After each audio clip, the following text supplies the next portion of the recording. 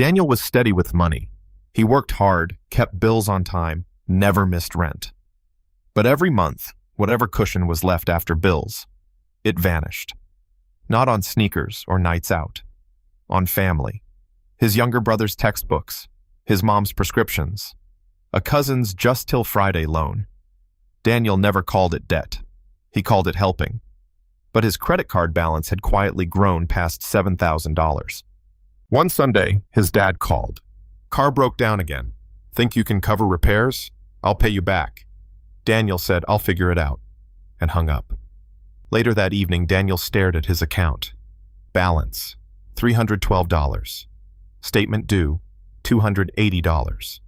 If he said yes, his payment would bounce. If he said no, guilt would eat him alive. He ended up putting $200 on his card for it, a quick fix that pushed his balance higher. That night, he opened his fridge, half empty. Sticky note on the door read, "Family first," he whispered. At what cost? For the first time, he printed his balances. Credit card A, $4,200. Card B, $2,800. Personal loan, $1,200. It hit him. Most of this wasn't even for him. It was everyone else's emergencies. But creditors didn't care whose emergencies they were. The debt was in his name. Next day at work, Daniel's colleague mentioned an app for tracking money leaks. Daniel downloaded it. Every transfer, every quick help he'd sent to family, he logged them. In 6 months, it added up to $3,500. He whispered, "That's almost half my debt." That night, he tried to draft a text. "Can't help this month." Deleted it. Typed again. Deleted again. Instead, he taped a fresh note on his fridge. "Debt first. Family doesn't need me broke." The next request came fast. His sister. "Emergency vet bill, just $200.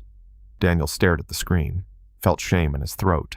But instead of sending money, he replied, "I can't cover it this time, but I'll help you set up a payment plan." Silence. Then, "Okay, thanks anyway." Daniel felt both awful and lighter. To channel the guilt, he created a new savings pot in his app, named it Family Fund. Rule, $50 a paycheck. Not for splurges, not for guilt, for structured giving. To free up $50, he paused streaming services, cut takeout to once a week. He also picked up a Saturday side shift at a warehouse, not glamorous, but steady. In the first month, Daniel jump-started the family fund with $100. When his mom asked for $80 for prescriptions, it came from there, leaving $20. No guilt, no card swipe. For the first time, helping didn't push him backward. He taped another note on the fridge. Family fund equals boundaries with love.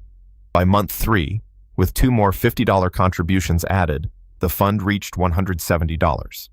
When his brother's tuition shortfall popped up, Daniel sent $120. Explained it came from the fund. His brother replied, "Didn't know you budgeted for us. Respect." It clicked. Maybe honesty was more helpful than quiet sacrifice. By the end of the year, his debt sat at $4,800.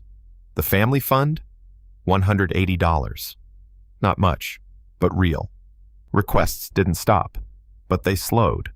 And when they came, they were smaller, more thoughtful. Daniel's fridge was covered in notes now. Debt first. Family fund. Boundaries equals love. He smiled at them every night. Not because debt was gone, but because he wasn't drowning alone anymore. Debt didn't just shrink his account, it shrank his voice.